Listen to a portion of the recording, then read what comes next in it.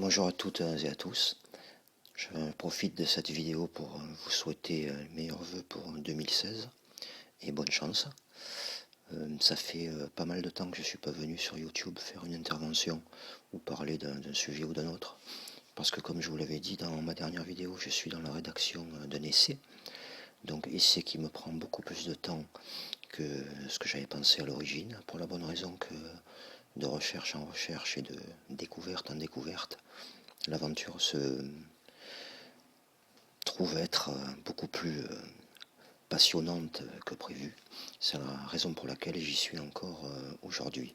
J'ai décidé de refaire des vidéos pour remettre le pied à l'étrier, puis vous donner un peu des nouvelles de mon actualité et aussi pour faire quelques commentaires sur l'actualité de l'année qui vient de se finir et sur celle qui vient de commencer.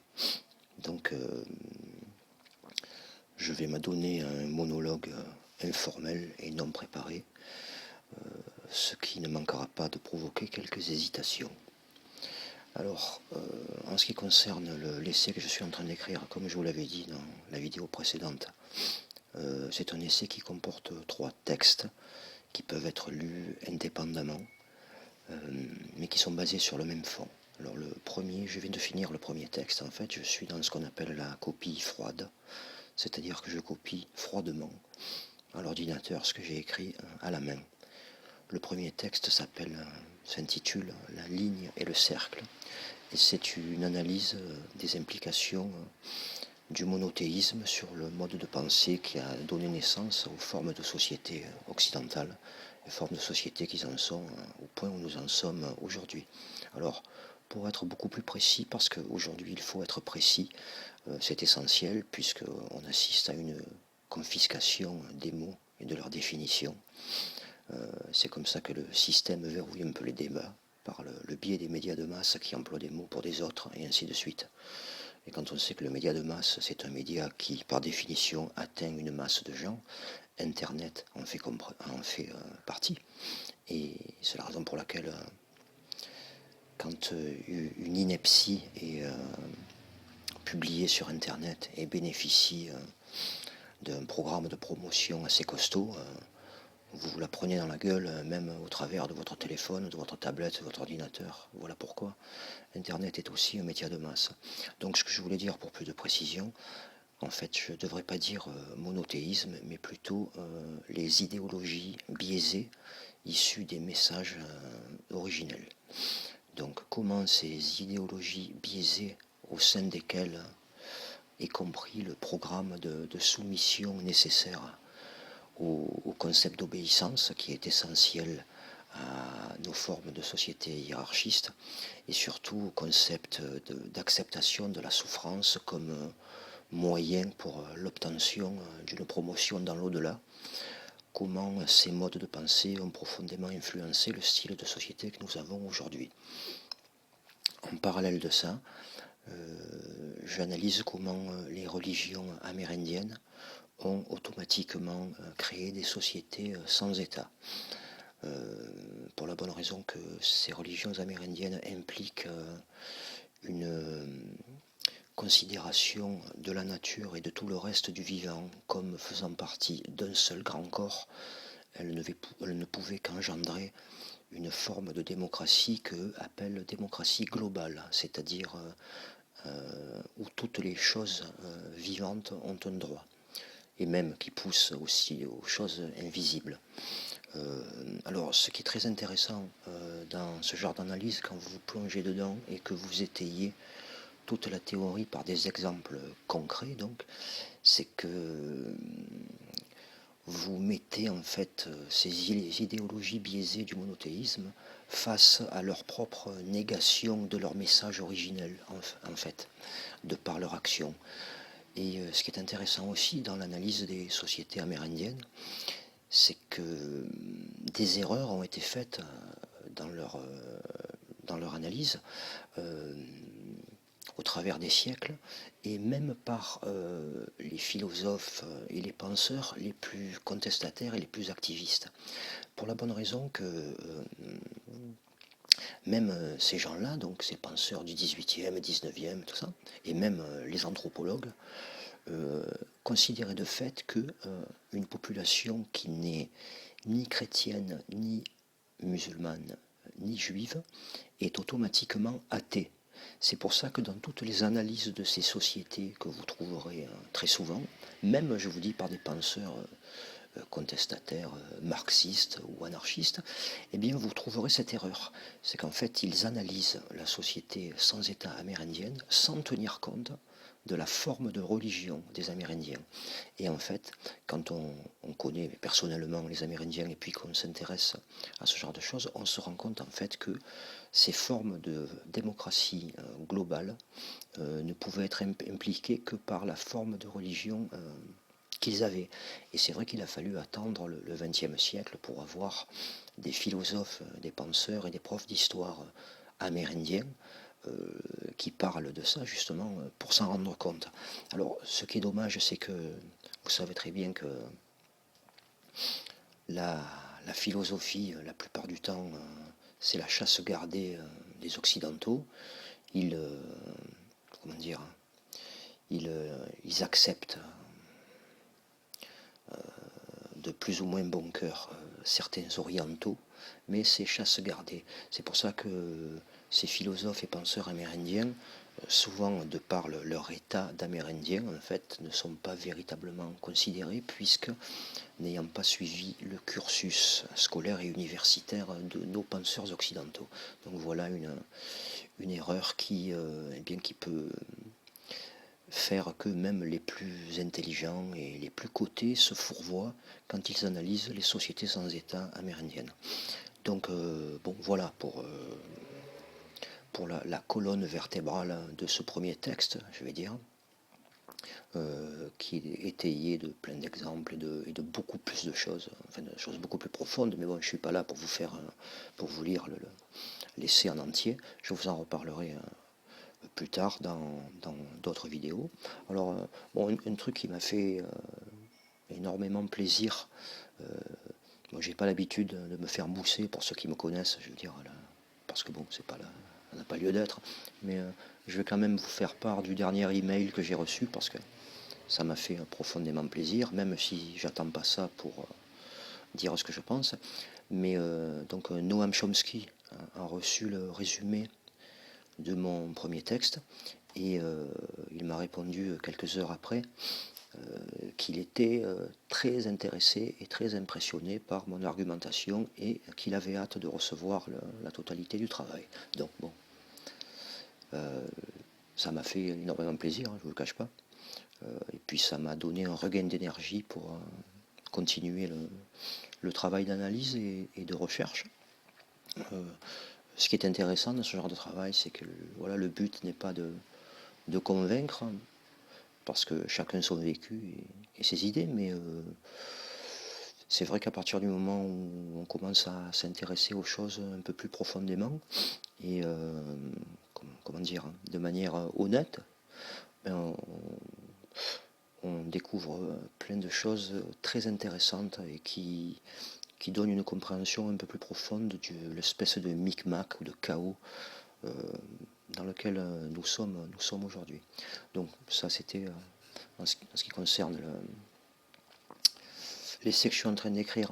Alors je vais commencer l'année aussi, enfin je vais commencer l'année, le premier trimestre, par un truc qui me tient à cœur, c'est que je suis invité à faire quelques conférences en Corse au mois de mars sur le thème de l'identité, de la préservation de l'identité. Alors on m'a demandé de faire un historique, enfin faire l'histoire des réserves indiennes au XXe siècle et de tous les programmes et décrets qui se sont succédés au long du siècle pour visant à éradiquer l'identité et le mode de pensée et comment des groupes de résistance se sont formés pour garder l'aspect traditionnel et ce mode de pensée justement qui est inhérent aux religions amérindiennes dont je vous ai parlé auparavant. Donc je suis content d'aller faire ça en Corse parce que c'est un peuple à identité forte et contrairement à ce qu'on dit dans les médias, mais ça c'est de la politique, vous l'avez compris, les Corses ne sont pas un peuple raciste et un peuple qui a peur des autres identités parce que quand une personne a une identité forte, elle ne craint pas les autres identités. Voilà, par définition, c'est comme ça. Seuls les gens à la dérive et dans la confusion la plus totale s'en prennent à toutes les identités qu'ils croient fortes et les traitent de tous les noms en justement jouant sur les mots. Pour revenir sur ce que je disais au préalable en ce qui concerne la confiscation des mots et de leur signification, vous avez un très bon exemple avec le mot identité. Aujourd'hui, ce mot a été confisqué par les médias et vous êtes obligé de l'employer avec des pincettes parce que c'est vrai qu'aujourd'hui on peut arriver à des situations complètement ridicules dans le sens où si une personne vous parle de ses parents ou de ses grands-parents ou de ses ancêtres qui faisaient partie de telle ou telle tribu ou ethnie, et si cette personne vous en parle avec enthousiasme et qu'elle vous dit qu'elle voilà, elle est contente de préserver la tradition ou leur identité, elle va être immédiatement classifiée dans le... Comment dire, classifiée dans les gens faisant partie de l'extrême droite ou les identitaires. Donc voilà un mot qui est complètement confisqué. D'ailleurs aujourd'hui, tous les mots, même le mot nationaliste, je veux dire, est confisqué complètement. Je veux dire, vous ne pouvez plus l'utiliser parce qu'il faut sans cesse vous justifier et commencer par des excuses pour pouvoir l'utiliser à son sens propre, par exemple. Vous voyez. Et puis bon, bien sûr, il en va de pair pour tout ce qui est christianisation, islamisation, tout ce genre de choses. Bon, il faudra d'abord définir un sens réel et authentique pour pouvoir utiliser les mots. Mais vous savez très bien que ce qui concerne les médias de masse, bon, la réalité des choses et leur authenticité, c'est le dernier de leurs soucis. Et le seul truc qui compte, c'est d'avoir associé une émotion à un mot et de systématiser vos réactions par rapport à ce mot ou au contexte que ce mot dépeint. Point final. C'est le seul truc qui compte. Le reste, vous avez très bien vu que voilà. Le parti qui est en place en France aujourd'hui s'appelle le Parti socialiste. Allez jeter un œil sur le Larousse ou sur le Robert pour la définition du socialisme. Bon, vous allez ranger ça au rang des blagues. Vous voyez. Justement, en ce qui concerne cette confusion, parce que je pense que l'année 2016 sera une année de la confusion et d'une accentuation de la propagande à tous les niveaux et à tout va. Mais vous avez par exemple en ce moment une espèce de discours, soi-disant sur un désaccord par rapport à la déchéance de la nationalité pour les binationaux.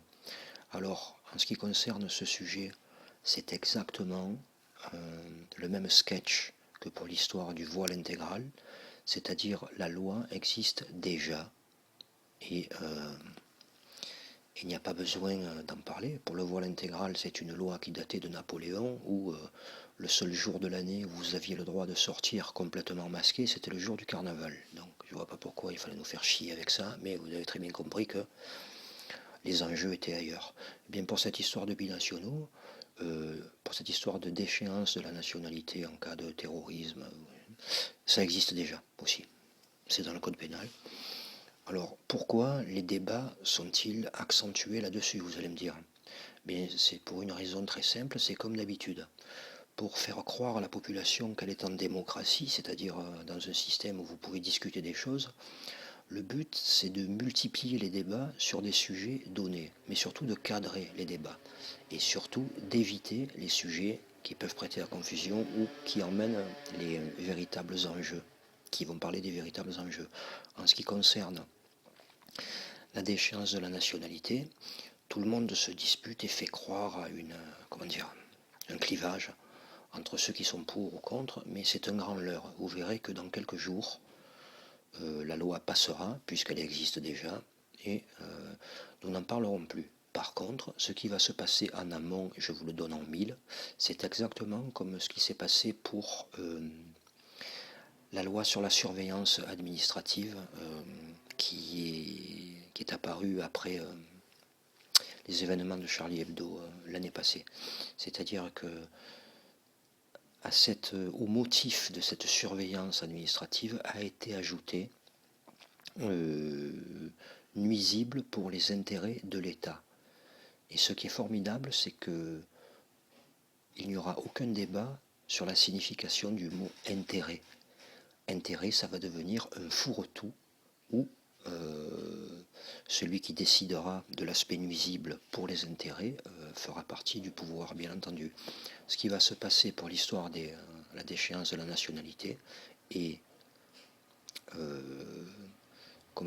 sujet sur lequel aucun débat n'est lancé, c'est que place-t-on derrière le mot terrorisme.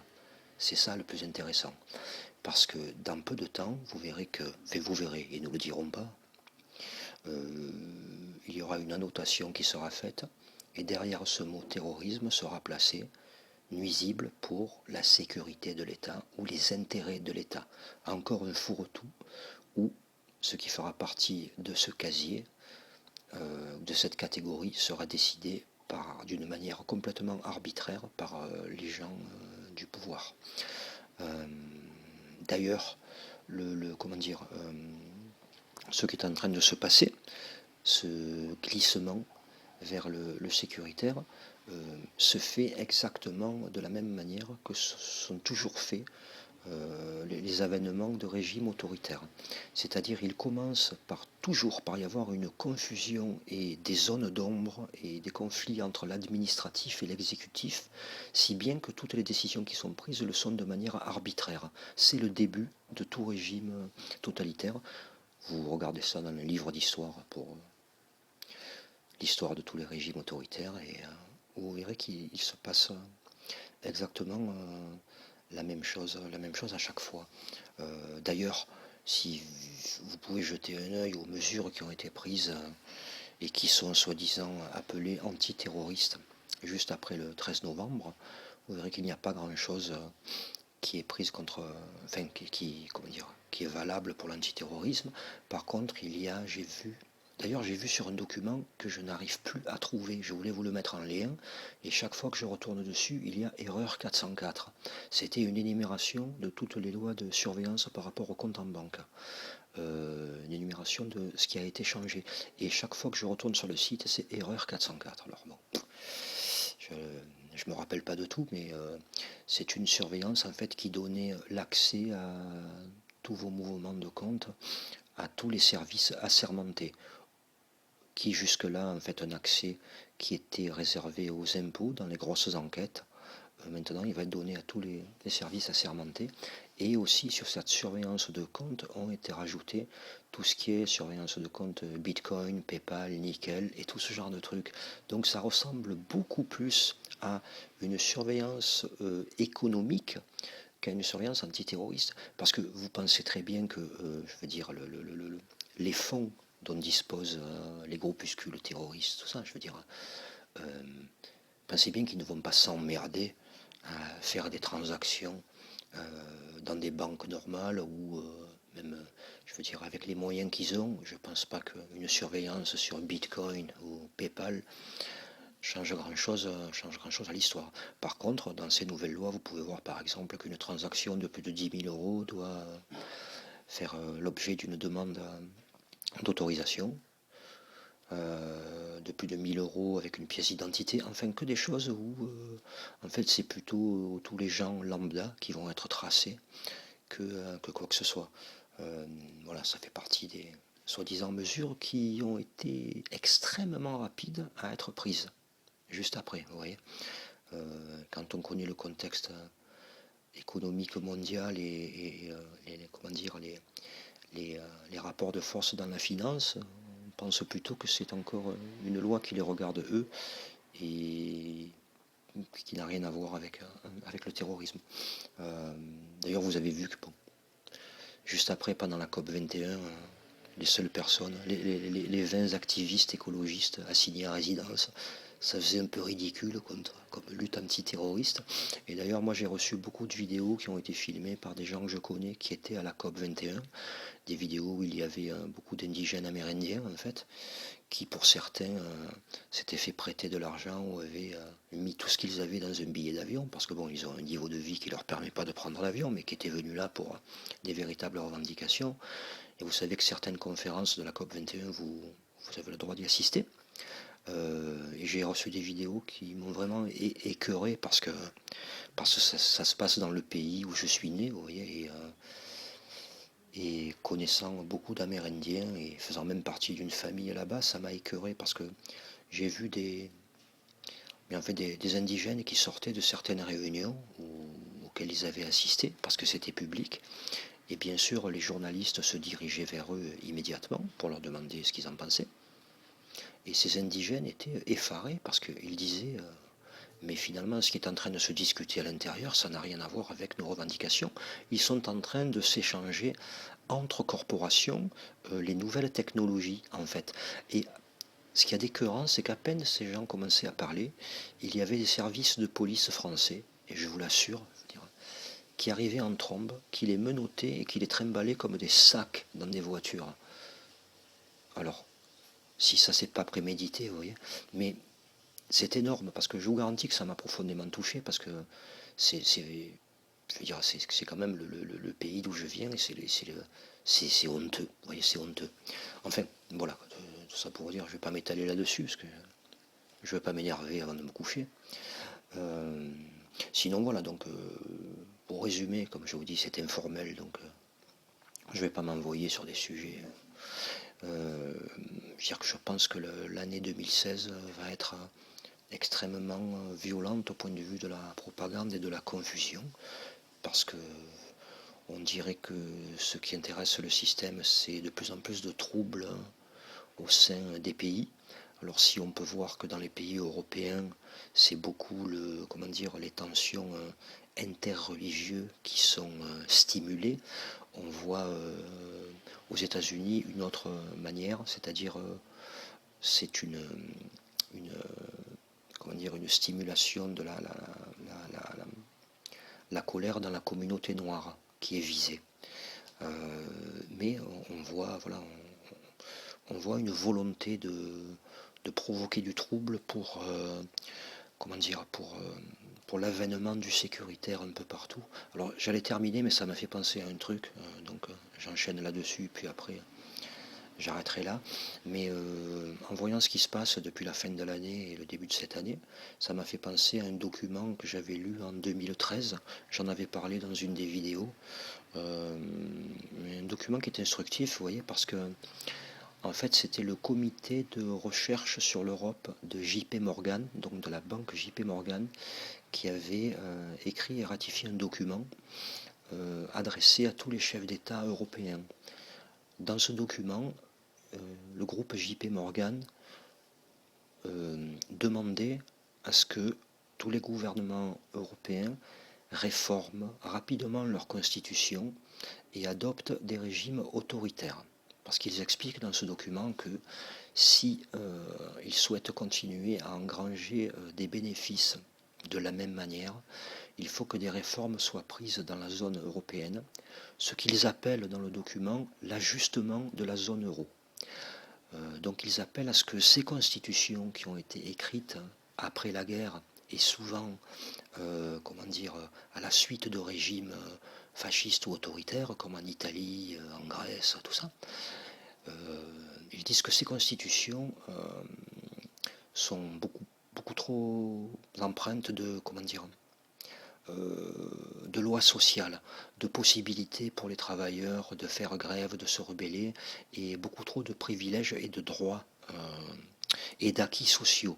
Et ils disent que toutes ces choses qui ont été une réaction au régime autoritaire qu'ils avaient eu pendant la guerre doivent être éradiquées. Ils disent aussi un truc qui m'a fait sourire, c'est qu'ils parlent des États européens en disant que les régions dans ces États sont beaucoup trop fortes par rapport à l'État. Et vous voyez ce que je veux dire? Vous avez suivi ma pensée, vous avez vu ce qui est arrivé à nos régions en France. Ce document date de mai 2013. J'ai pu découvrir aussi qu'un an auparavant, Mario Draghi, qui est président de la BCE, avait dit dans une interview que les réformes qui se préparaient pour l'Europe allaient provoquer beaucoup de remous. Et il disait en fin d'interview, je cite, JP Morgan a un plan pour mater tout ça. Alors, il est évident que quand vous avez le comité de JP Morgan qui écrit un document comme ça, à l'adresse de tous les chefs d'État européens. C'est pas comme si c'était le directeur de la caisse d'épargne du quartier qui avait fait vous voyez, un édito. Là, c'est quand même du lourd. Morgan, Sachs, tout ça, quand vous pensez que Morgan, enfin, Sachs, vous voyez, j'ai fait un lapsus, Morgan Sachs, voilà. Quand vous pensez que le patron de Sachs, je me souviens plus son nom, il y a quelques années, en parlant de sa politique financière, avait dit qu'il réalisait l'œuvre de Dieu. Vous voyez un peu où ces gens en sont. Mais enfin, voilà, ça m'a fait sourire. Enfin, je vous pousse à lire ce document. Alors, j'ai plus le lien en tête. Où je le mettrai. Enfin, si vous voulez le trouver, c'est facile. Vous allez sur Google, vous tapez J.P. Morgan, demande régime autoritaire. Et vous allez avoir le document sur Mediapart et sur le site original. Alors sur Mediapart, il n'avait pas fait beaucoup de bruit à l'époque parce que je pense que ça avait été noyé dans une autre actualité. Mais c'est un truc très instructif. Et si vous allez sur le document sur Mediapart, je pense qu'il y a 75-80 commentaires en dessous. Et certains des commentaires sont très intéressants et donnent des liens qui vous amènent à droite à gauche et qui vous font comprendre un peu plus les volontés de JP Morgan. Mais c'est vrai que bon, les coïncidences dans ce genre de business n'existent pas trop. Et quand vous avez un Morgan qui fait cette demande 2 ans auparavant et qui nomme ça l'ajustement de la zone euro, et quand on voit ce qui est en train de se passer aujourd'hui, bon, ça fait un peu réfléchir sur les tenants, les aboutissants de toutes ces histoires. Alors voilà, je vais m'arrêter là.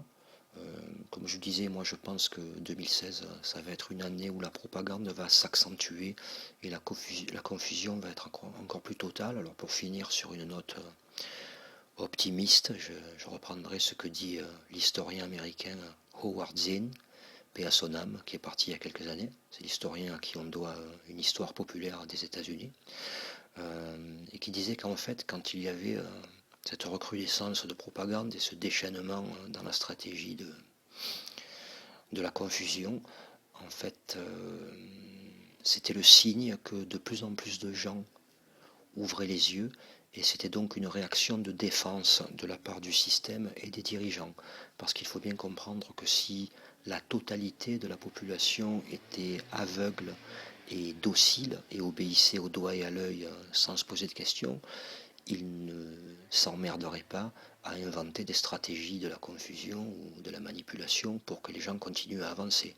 Or, s'ils le font, comme dit Howard Zinn, c'est que eux-mêmes, les dirigeants, sont plus conscients de leur faiblesse que nous sommes conscients de leur faiblesse. Et voilà, pour rester optimiste, il vaut mieux prendre ce déchaînement de la confusion qui est très dangereux parce que ça va nous amener dans des tensions internationales qui peuvent dégénérer à tout moment. Mais voilà, il vaut mieux prendre ce déchaînement de la confusion et de la propagande comme un acte de défense de la part des dirigeants par rapport à de plus en plus de gens qui ouvrent les yeux. En fait, je préfère le prendre comme ça. Donc je vous laisse là pour cette vidéo de retour. Je vous souhaite une bonne soirée pour ceux qui regardent ça le soir et une bonne journée pour les autres. Et je vous dis à très bientôt pour une nouvelle vidéo un peu plus précise sur des sujets un peu plus précis. Ciao.